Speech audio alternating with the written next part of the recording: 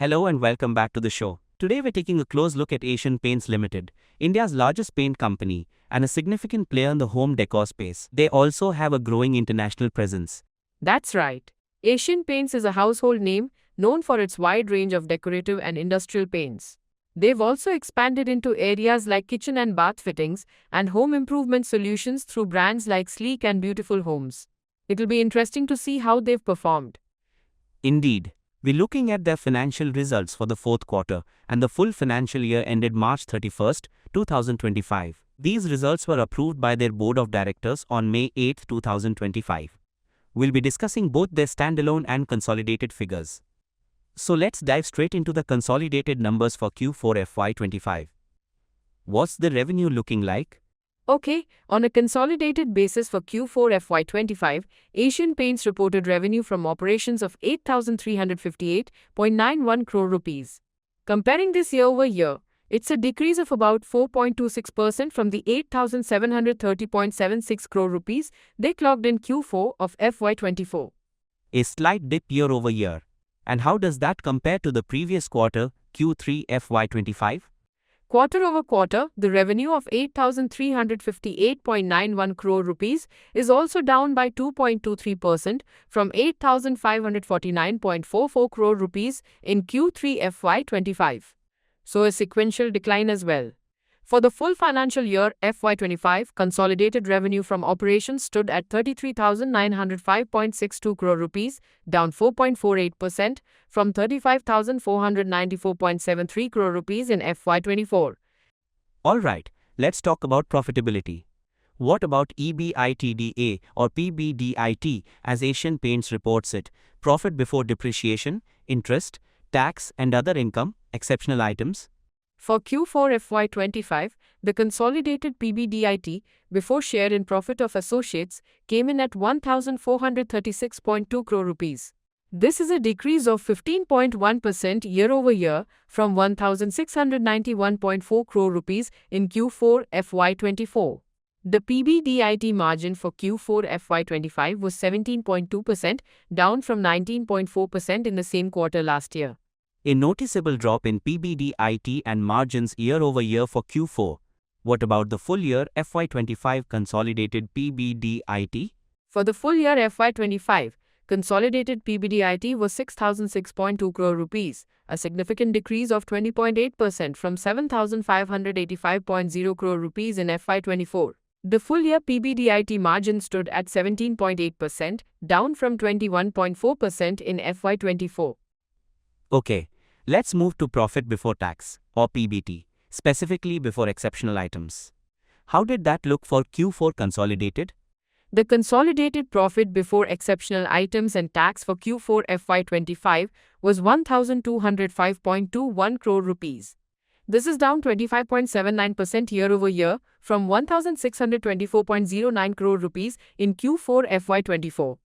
And the quarter over quarter performance for PBT? Sequentially, the Q4 PBT of 1,205.21 crore rupees is down 20.61% from 1,518.16 crore rupees in Q3 FY25. For the full year FY25, consolidated PBT before exceptional items was 5,466.17 crore rupees, down 25.61% from 7,347.77 crore rupees in FY24. That's a consistent trend of decline in PBT. Now the bottom line, consolidated profit after tax or PAT after minority interest.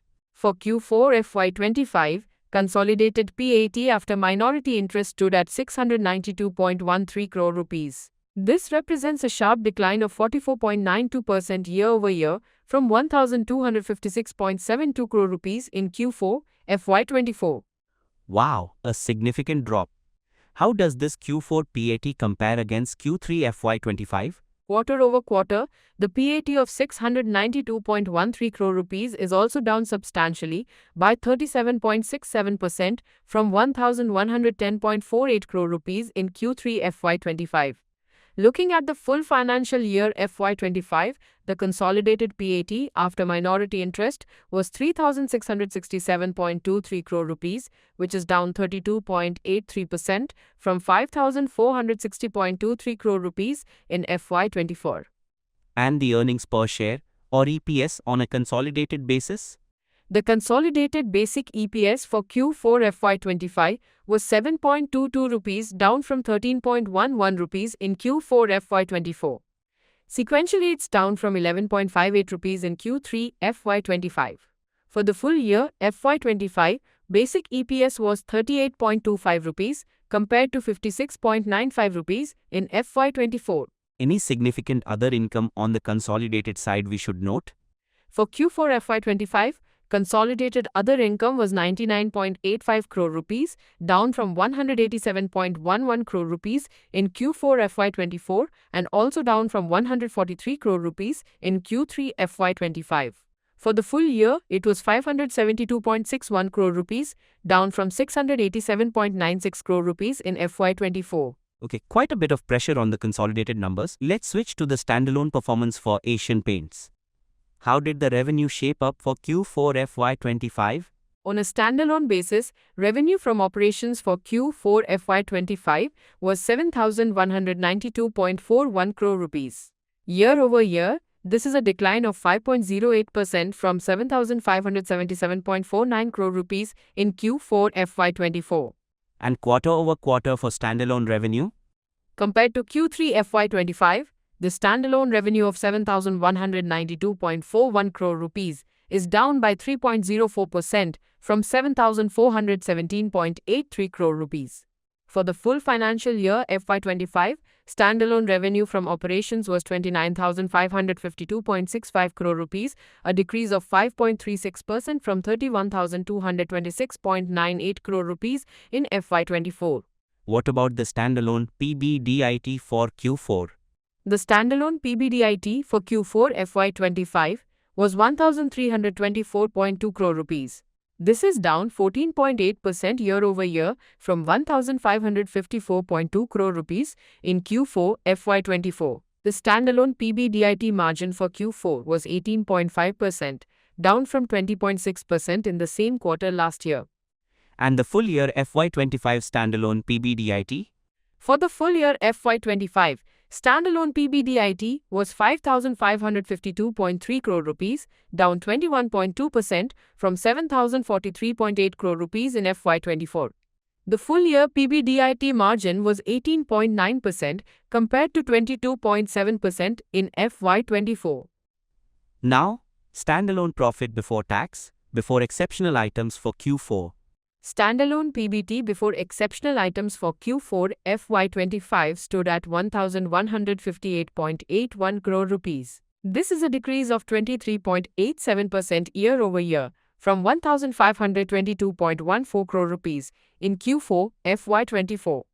How does that compare sequentially against Q3 for standalone PBT? Quarter over quarter, the PBT of 1,158.81 crore rupees is down 21.5% from 1,476.22 crore rupees in Q3 FY25. For the full year FY25, standalone PBT before exceptional items was 5,276.81 crore rupees, down 24.6% from 6,998.72 crore rupees in FY24. And the standalone profit after tax or PAT for Q4? The standalone PAT for Q4 FY25 was 694.28 crore rupees. This is a significant drop of 42.6% year over year from 1,209.39 crore rupees in Q4 FY24. What about the quarter over quarter standalone PAT?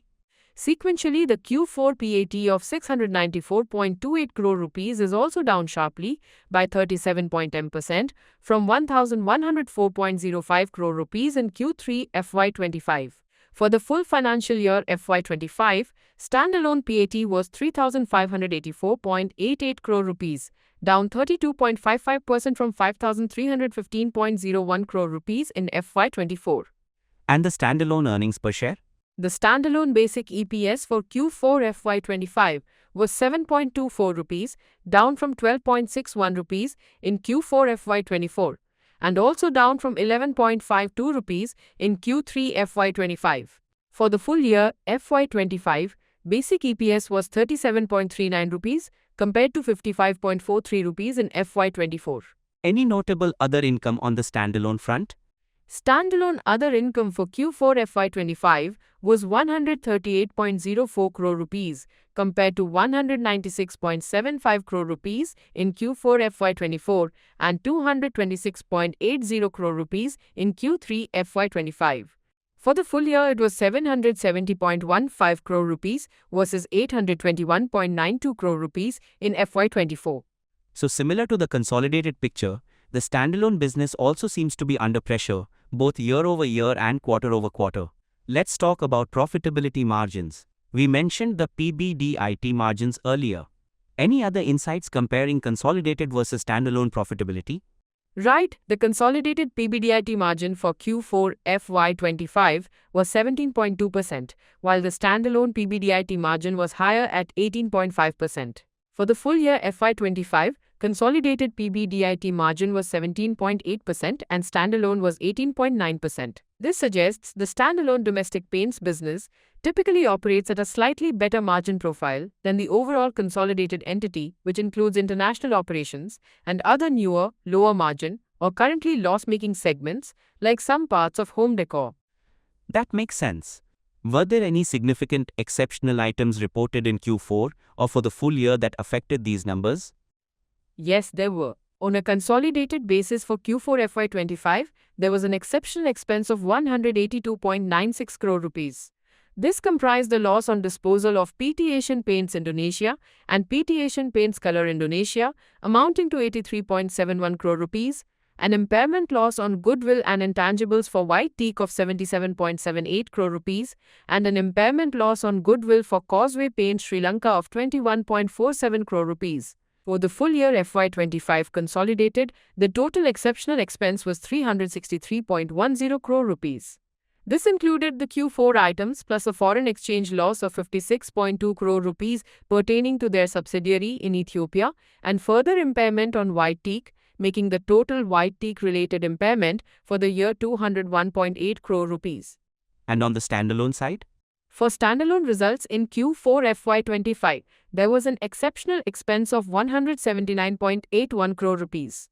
This was due to an impairment of investments in White Teak, Obgenics Software Private Limited of 101.30 crore rupees, and a fair valuation loss on derivative contracts for future stake purchase in White Teak of 78.51 crore rupees.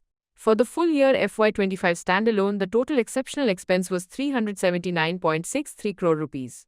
This included impairment of investments in White Teak of 188.9 crore rupees and derivative losses of 167.8 crore rupees related to White Teak, plus impairment of investments in Weatherseal of 13 crore rupees and derivative losses of 10 crore rupees for Weatherseal. So significant impairments, especially related to the White Teak investment, impacting both consolidated and standalone profits. Let's briefly touch upon the balance sheet. Any key highlights from March 31st, 2025 compared to the previous year? Looking at the consolidated balance sheet, total equity attributable to owners of the company stood at 19,399.81 crore rupees as of March 2025, up from 18,728.30 crore rupees a year ago. Non-controlling interests were 659.24 crore rupees. Total assets were 30,371.37 crore rupees, up from 29,924.09 crore rupees. On the standalone side, total equity was 18,983.48 crore rupees, up from 18,288.66 crore rupees. Total assets stood at 26,653.11 crore rupees, up from 26,035.64 crore rupees. The balance sheets appear stable with equity growth. What about cash flows and dividends? For the full year FY25, consolidated net cash from operating activities was 4,423.96 crore rupees, down from 6,103.60 crore rupees in FY24. Net cash used in investing activities was 874.12 crore rupees. Net cash used in financing activities was 3,752.58 crore rupees, which would include dividend payments and debt movements. On the standalone side for FY25, Net cash from operating activities was 4,165.76 crore rupees, down from 5,757.40 crore rupees in FY24. Regarding dividends, the company has recommended a final dividend of 20.55 rupees per equity share. This, along with the interim dividend of 4.25 rupees per share paid earlier, takes the total dividend for FY25 to 24.80 rupees per share.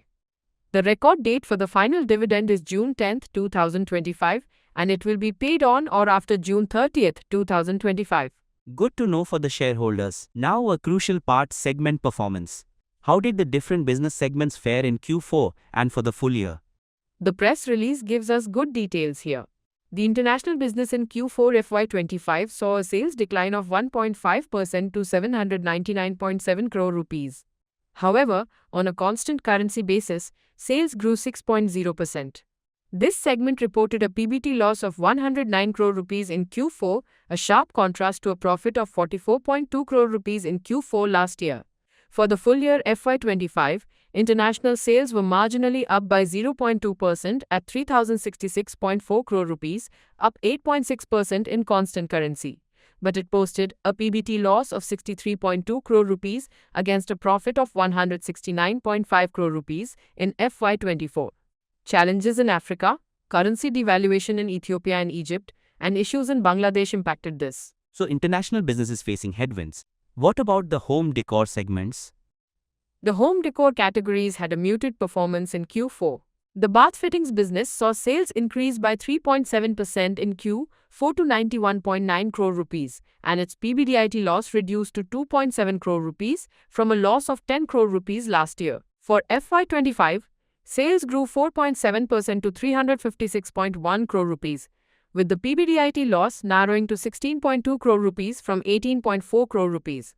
The kitchen business sales decreased by 15.5% in Q4 to 85.1 crore rupees, and it reported a PBDIT loss of 13 crore rupees compared to a profit of 2.7 crore rupees last year. For FY25, sales were flat at 393.5 crore rupees, and the PBDIT loss widened to 14.3 crore rupees from a profit of 8.5 crore rupees.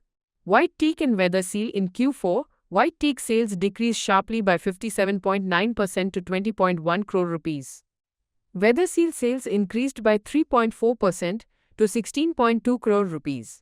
For FY25, white teak sales were down 19.9% to 106.8 crore rupees, while Weatherseal sales grew 1.8% to 52.6 crore rupees. The impairment losses for white teak we discussed earlier also reflect the challenges here. And the industrial business? This is usually split into APPPG and PPGAP. Correct. The overall industrial business grew 6.1% in Q4 FY25. APPPG Asian Paints, PPG Private Limited, their JV with PPG for industrial coatings, saw sales increase by 10.8% in Q4 to 347.1 crore rupees. However, PBT for Q4 declined to 28.9 crore rupees from 33.5 crore rupees last year. For FY25, APPPG sales grew 4.1% to 1,193.1 crore rupees, but PBT fell to 101.3 crore rupees from 134.2 crore rupees. PPGAP, PPG Asian Paints Private Limited, their JV with PPG for automotive coatings, sales increased by 2.9% in Q4 to 484.9 crore rupees. PBT for Q4 was 58.6 crore rupees, down from 68.9 crore rupees last year. For FY25, PPGAP sales grew 6.0% to 2,136.5 crore rupees, and PBT improved to 375.2 crore rupees from 356.0 crore rupees. So mixed performance across segments. What's the management's take on this overall performance? According to Mr. Amit Singhal, Managing Director and CEO, weak demand conditions continued to affect the paint industry. Decorative coatings demand was only marginally better than Q3. The domestic decorative business registered a volume growth of 1.8% in Q4, but standalone revenues declined due to adverse mix and lower overall revenues, impacting operating margins. The industrial business fared relatively better. Home decor faced multiple headwinds. The international portfolio saw revenue decline due to macroeconomic challenges in Africa, though Middle East and Asia performed well. He mentioned cautious optimism about demand recovery. Are there any other significant notes or events from the financial statements we should highlight? Yes, a couple. The company infused 100 crore rupees as equity into Asian Paints, Polymers, Private Limited, APPPL, in February 2025, which is setting up VM and VAE manufacturing. Also, the NCLT approved the scheme of amalgamation of Max Bhumi Developers Limited and Sleek International Private Limited, wholly owned subsidiaries, with Asian Paints Limited, effective March 1, 2025, with an appointed date of April 1, 2024. The comparative periods have been restated, but the scheme had no material impact on the standalone financial results. Now, a very important aspect, the auditor's report. What did Deloitte Haskins & Sells LLP have to say about both the standalone and consolidated results? For both the standalone and consolidated financial results for the year ended March 31, 2025, Deloitte Haskins & Sells LLP have issued an unmodified opinion. This means they believe the financial statements give a true and fair view and are prepared in all material respects in accordance with the applicable accounting standards. An unmodified opinion is good news. Were there any emphasis of matter or other matters highlighted? In both reports, there is an other matter paragraph stating that the results for the quarter ended March 31, 2025 are balancing figures between the audited figures for the full financial year and the published year-to-date figures up to the third quarter. This is a standard disclosure. For the consolidated auditor's report, there's an additional other matter paragraph. It states that they did not audit the financial statements of 22 subsidiaries and the financial information of 2 associates. These were audited by other auditors whose reports were furnished to them. Their opinion, insofar as it relates to amounts and disclosures for these entities, is based solely on the reports of these other auditors. These entities account for total assets of 3,141.56 crore rupees and total revenues of 3,075.77 crore rupees for the year. This reliance on other auditors is also a common practice for large consolidated groups with numerous subsidiaries. So no qualifications, which is a positive. Based on all this, what's the outlook and what are the key risks for Asian Paints? Disclaimer: we advise investors to check with certified experts before taking any investment decisions.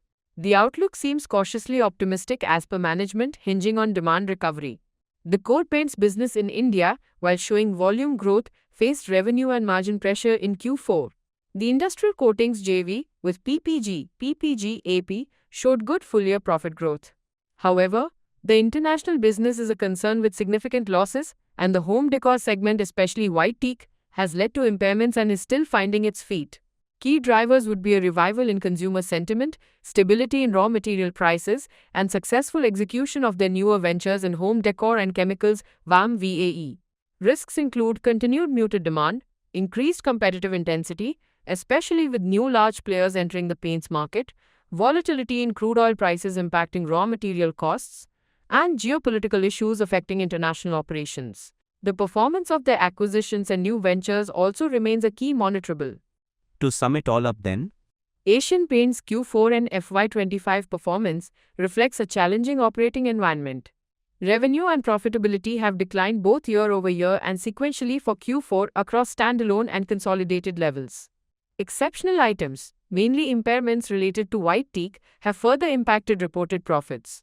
While the core domestic decorative business saw some volume growth, revenue was impacted by downtrading and competition. The industrial JVs had mixed results and the international business struggled. Home decor remains a work in progress. The auditor's unmodified opinion is a positive. The key for Asian Paints will be navigating the competitive landscape, reviving demand, and turning around its newer ventures and international operations. The dividend provides some return to shareholders. a very thorough analysis. Thanks for breaking that down for us and our listeners. My pleasure. It's a bellwether company, and its performance often reflects broader consumer sentiment. We'll be watching their progress closely. And for our listeners, if you found this helpful, please like, share, and subscribe for more financial insights.